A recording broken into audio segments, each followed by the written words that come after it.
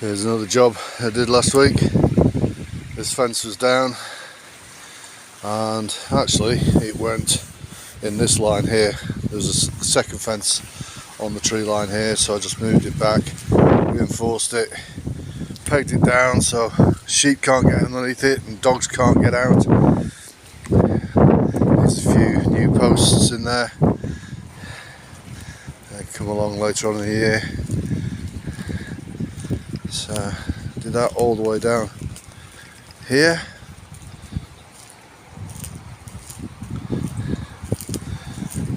And then just put this section across.